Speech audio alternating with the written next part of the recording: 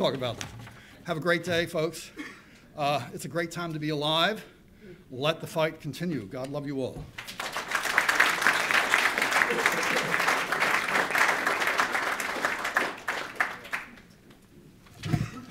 Well, those are some big shoes to fill when you have to follow both of these guys. My name is Mark McClure, and I am co-founder and national coordinator for Tea Party Patriots. And unlike so many of you, I am not politically accomplished. I don't have legislative experience. I haven't spent my life studying policy. I'm just an American citizen. And that's really what I've done for my life. I've raised a family. I have 2 kids. I'm married. I live in a small town in Northern California. And over the last few years, I've gotten very frustrated and very depressed, probably like a lot of you. And I've watched where the country is going, and I'm nothing special. And I think that's what makes all of us special, is that we're Americans. We're all the same inside, and we all watch what's happening, and we're all watching this country slip away from us. We're watching liberty slip through our fingers. And I think a lot of us sat at home, if you were like me, yelling at the TV, sometimes if you agreed, yelling with the TV, and feeling like you were alone. And you know, you mentioned Catherine the Great, and she was saying, who are these crazy Americans? Well, Rick Santelli ignited something in this country, and since then I think a lot of people have been asking, who are these crazy Tea Partiers, right? And I think, you know, I know now as I look around this room, a lot of you are those crazy Tea Partiers. And I'm one of those crazy Tea Partiers. And your parents are those crazy Tea Partiers, your neighbors, your employers, your teachers. There's a vast majority of the people in this country that, even if they don't specifically identify with the Tea Party movie, they identify with the values of the Tea Party. The values of the Tea Party: fiscal responsibility, constitutionally limited government, free markets. Every poll shows that the vast majority of Americans believe in those things. And you know, if you're facing somebody who is a leftist and you're trying to have this discussion with them and you ask them about the Tea Party, they're likely to start foaming at the mouth.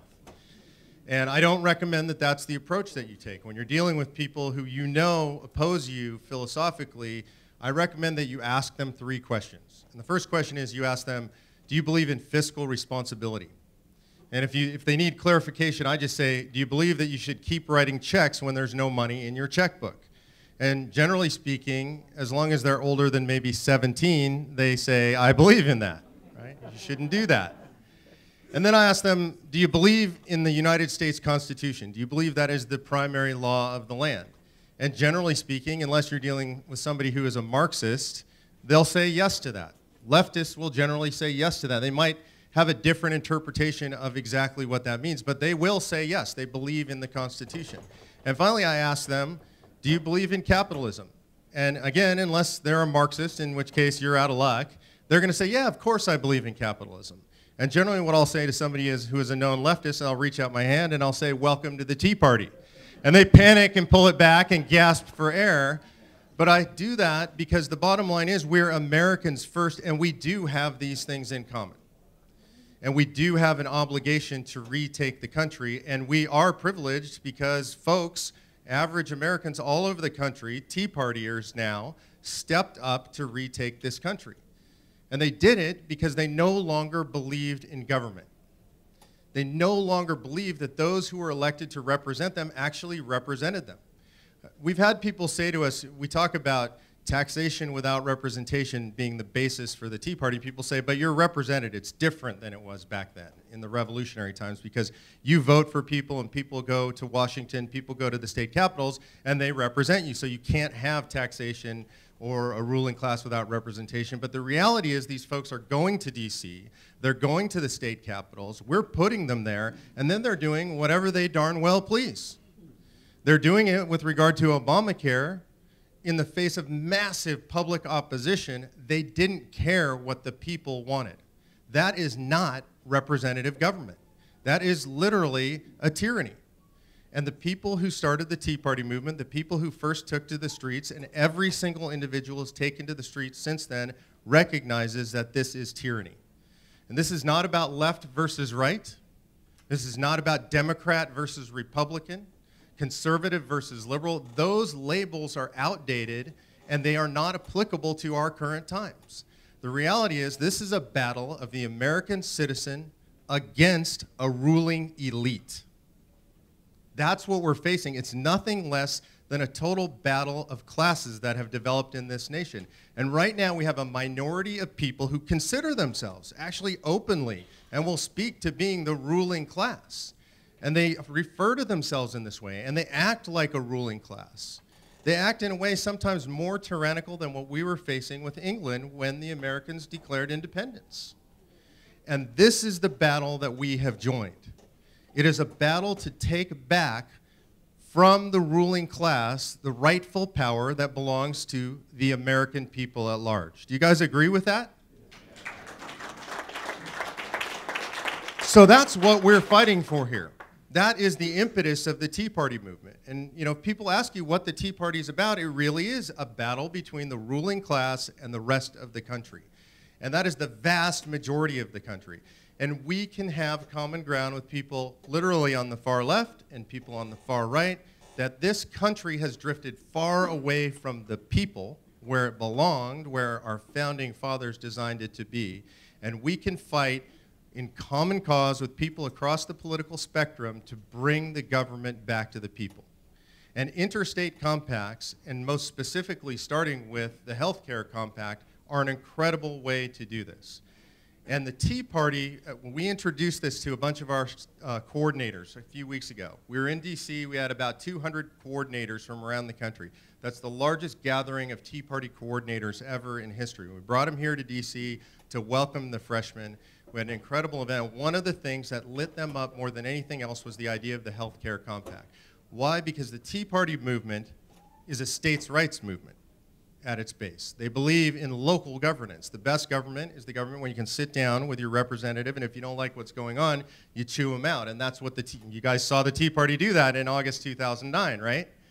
And so this idea of a compact which can bring governance back to the states is a powerful one. It resonates in the Tea Party.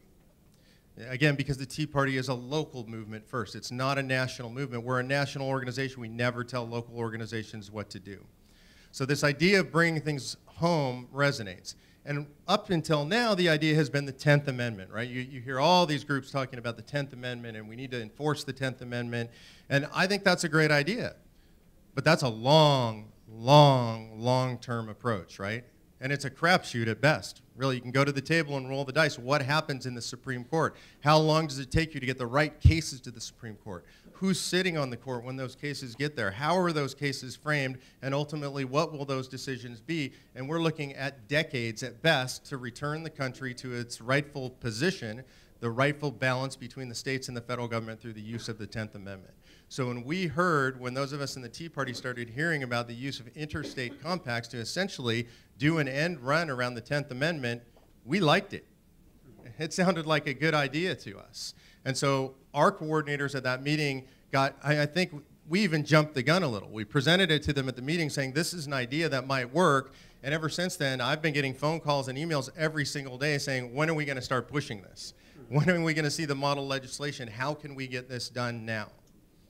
It's important philosophically, again, because it unites people across all these dividing lines. I want to tell you a little story about the Tea Party and something that is an example of how the Tea Party developed and how it does unite people from different areas, different philosophies. In California and obviously across the country, the EPA, we call it the EcoTyranny organization, right? We've got this problem with EcoTyranny. The government is imposing all these onerous environmental regulations on all these different industries. California is a great laboratory for the worst of all of that.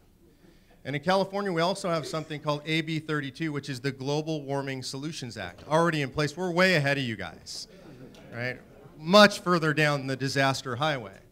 And in California, where I live in a little logging community. And loggers and ranchers and farmers, these are my friends. These are my people back at home. And I was sitting around one day in a little cafe in a back room where the local logging association has their meetings. And these are family logging operations, third-generation logging operations. This is all their families have ever known. They settled our area, a little town called Grass Valley, California. And they were all sitting around talking about how this was the last generation. And this was the end of logging in California. Right now,